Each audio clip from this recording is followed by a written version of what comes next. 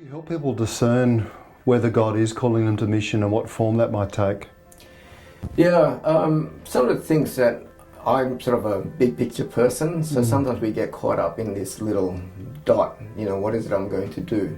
So some of the big picture I process with them first is that God is always interested in who we are, far more than what we do. And being is more important than doing. And I probably learned that from my years in Africa.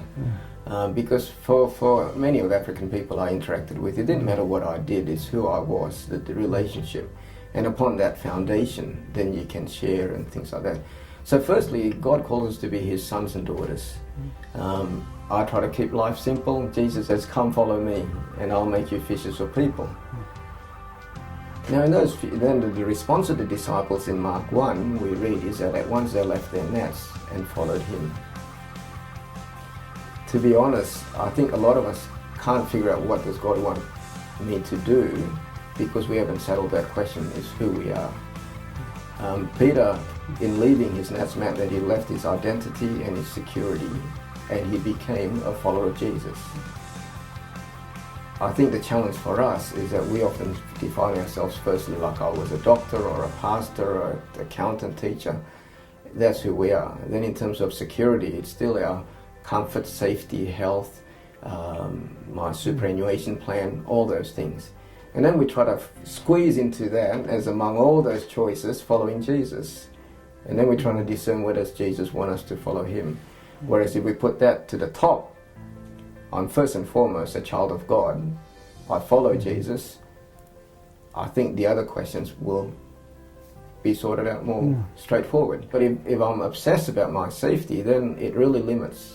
And sometimes I think, it's like I have teenage kids, sometimes they come out of their room with the headphones and trying to have a conversation with me.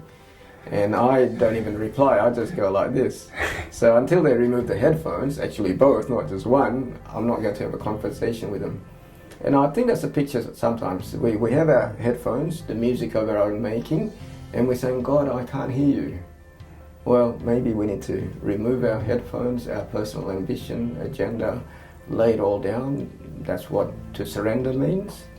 And then I think we can discern.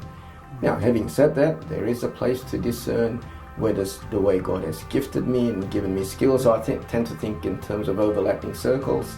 So a big circle is how God has shaped me, the gifts He has given me, the heart, the abilities, personality, experience, those things.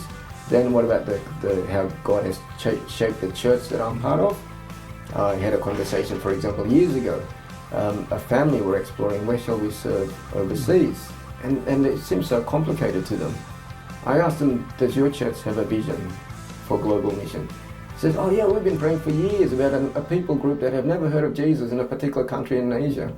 I was thinking, well, why wouldn't you go there? It's like, to me, and long story short, that's where they are now. Yeah. So sometimes we're so individualistic, we just can't get it. Well, God has placed us in a community of faith. So this church has already been praying for these people groups. So that's another major circle. And then mission organizations, we have lots of similarities, some differences, see how that's shaped. And I think the other major circle is you look at where the needs and the opportunities are. And sadly, countries in North Africa, parts of Asia like Pakistan, Bangladesh, they just have very few witnesses. So if I could go anywhere, why would I not want to go where Christ is least known, that I can have the opportunity to share with people who've never had the opportunity to hear about Jesus.